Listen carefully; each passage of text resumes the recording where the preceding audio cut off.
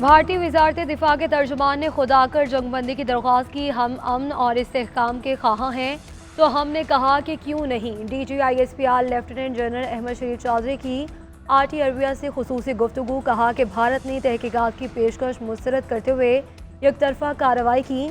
मसाजिद पर मिसाइल दागे, बच्चों और ख़वातीन को शहीद किया। हमारी फ़ज़ाइया ने जवाबी कार्रवाई करते हुए इनके 5 तैयारे मार गिराए।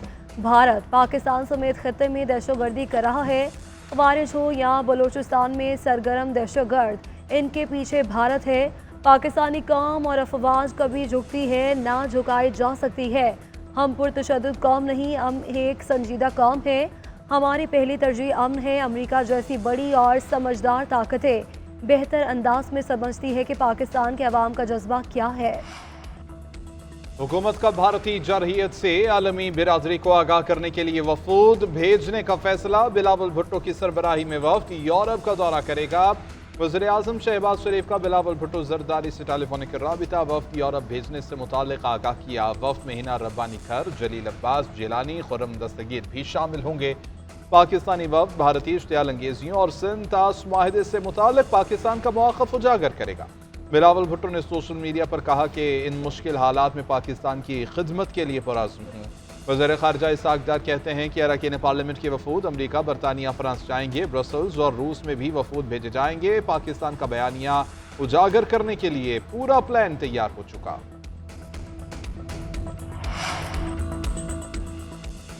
वज़ीर-ए-आज़म शहबाज शरीफ और ईरान के सदर मसूद पेज़ेश्कियान के दरमियान टेलीफोनिक राबता। वज़ीर-ए-आज़म ने कशीदगी कम करने के लिए ईरान की खुलिसाना बरादराना सिफारती कोशिशों पर शुक्रिया अदा किया। कहा, भारतीय हमलों में ख़वातीन और बच्चों समेत मासूम शहरियों की शहादतें हुई। पाकिस्तान की बहादुर अफवाज ने दुश्मन को मुंह तोड़ जवाब दिया। पाकिस्तान जंगबंदी बरकरार रखने के लिए पुरअज़्म रहेगा।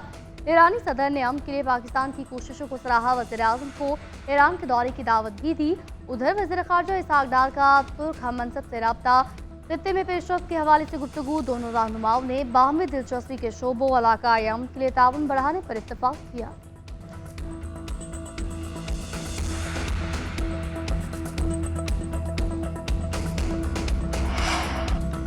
तारीख गवाह रहेगी कि बहादुर अफवाज ने दुश्मन के नापाक अज़ाइम को चंद घंटों में नाकाम बनाया। वतन के सपूत दुश्मन के हमले के सामने सीसा पिलाए दीवार बने। शोहदा की कुर्बानियाँ मुक़द्दस अमानत और कौमी फ़ख्र की अलामत है। सदर मुमलिकत आसिफ अली जरदारी का गुजरावाला छावनी में खिताब। छावनी आमद पर army chief general Syed Asim Munir ने सदर मुमलिकत का इस्तकबाल किया। सदर पाकिस्तान ने मार्का हक में अफवाज की कामयाबी को सराहा। अफसरों और जवानों के बुलंद हौसले और तैयारी की तारीफ की। कहा कि मुसल्लह अफवाज ने पाकिस्तान की कुव्वत, मज़ाहमत और कौमी यकजहती का दो टोक पैगाम दिया। वज़ीर दाखिला मोहसिन नकवी भी दौरे के दौरान सदर के हमरा थे। पाक भारत DGMOs का राबिता आज होगा। जंगबंदी में आज तक तोसी की गई थी। इसहाक़ डार का कहना है कशीदगी कम करने पर काम कर रहे हैं। भारत से मुज़ाकरात के लिए तैयार हैं। आबी मुआहदे की पामाली की कोशिश पर तशवीश का इजहार किया।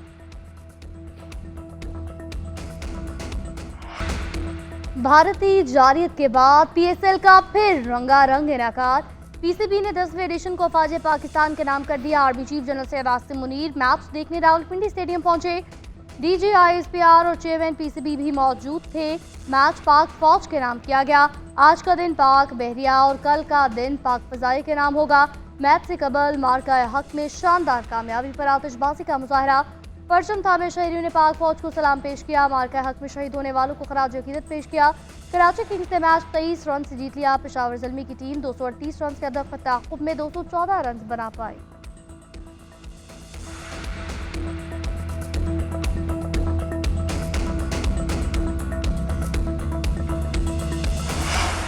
मोदी का ऑपरेशन सिंदूर का ड्रामा आलमी सतह पर बेनकाम। मीडिया के सवालात पर भारत खामोश। दीवार ने सवाल किया, मोदी सरकार ने पहलगाम हमले से पहले सिक्योरिटी क्यों ना दी?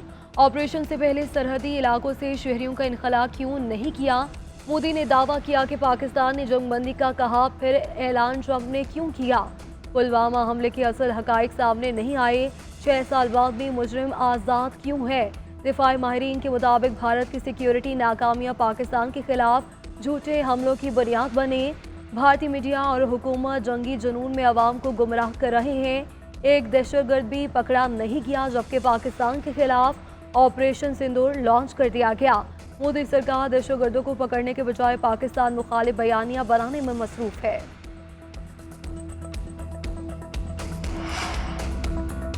मोदी की नाकाम सफारतकारी आलमी सतह पर बेनकाब। बैनुल-अक़वामी सतह पर किसी भी मुल्क ने मोदी की हिमायत न की। BBC के मुताबिक पाकिस्तान को चीन और तुर्किया की गैर मुतज़लज़ल हिमायत हासिल है।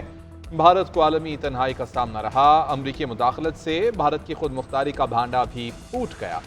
जंगबंदी का ऐलान वाशिंगटन से हुआ। अमरीका ने जंगबंदी का हुक्मनामा जारी किया, जबकि भारत लाइल रहा। ईरान और सऊदी अरब ने भी सफारती राबतों में पाकिस्तान को तरजीह दी।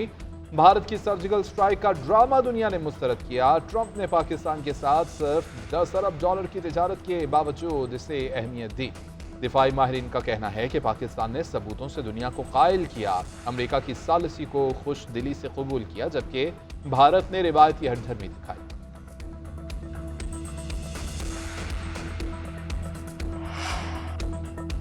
पाकिस्तान से बदतरीन शिकस्त के बाद मोदी टूट चुका। मायूस और बौखलाहट का शिकार शर्मिंदगी दूर करने के लिए निहत्ते कश्मीरियों पर गुस्सा निकाल रहा।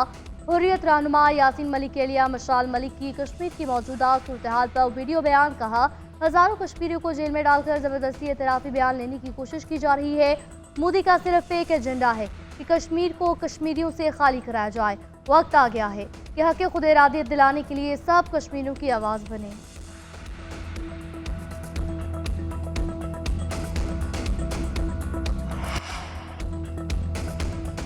भारतीय फजाइया को अजीमत पर पाकिस्तान और चीन की पजराई। J-10C लड़ाका तैयारों ने दिफाई सनत में खलबली मचा दी। अमरीकी जरीदे नेशनल इंटरेस्ट का कहना है चीन का J-10C तैयारा F-16 की बरामदात के लिए खतरा बन सकता है। भारत और पाकिस्तान के हालिया तनाज़े में चीनी हथियारों और जंगी तैयारों ने मगरिब की तवक्कुआत से कहीं ज्यादा कारकर्दगी दिखाई है। चीनी PL-15 मिसाइल से लैस तैयारे भारत की पेशकदमी रोकने में कामयाब रहे। अब चीन की कोशिश है कि J-10C को F-16 का हरीफ बनाने में चीन ऐसा करने में कामयाब हुआ तो ये अमरीकी दिफाई शोबे के लिए बहुत बड़ा धचका होगा।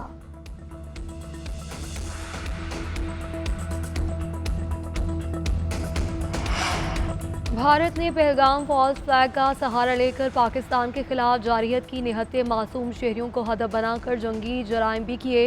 भारतीय फजाइया के एयर मार्शल AK भारती ने एतराफ़ किया कि अगर कोई सिविलियंस मारे भी गए हैं तो इनको गिनना हमारा काम नहीं है। दिफाई माहिरीन के मुताबिक निहत्ते और मासूम शहरियों के शहीद होने के शवाहिद सबूत हैं कि भारतीय अफवाज ने बैनुल-अक़वामी क़वानीन की खिलाफ वर्जी की। अक़वाम मुत्तहिदा और दीगर इंसानी हुकूक के इदारों को भारत के इस इक़दाम पर इंसाफ के कटहरे में लाना चाहिए।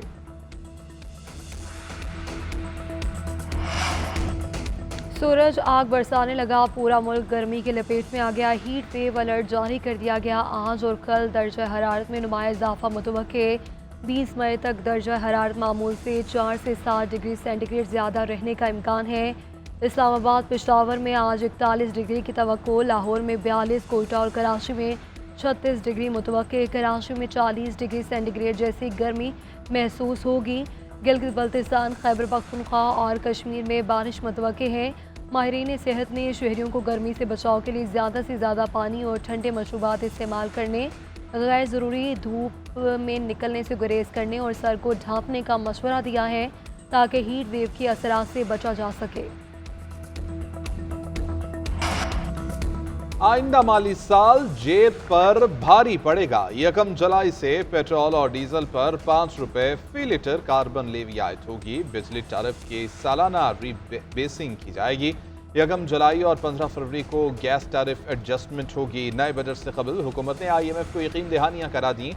कीमतों में इजाफे का प्लान शेयर कर दिया। प्लान के मुताबिक सूबाई हुकूमतें बिजली और गैस पर कोई सब्सिडी नहीं देंगी। गर्दिशी कर्ज की अदायगी के लिए बैंकों से 1252 अरब का कर्ज दिया जाएगा।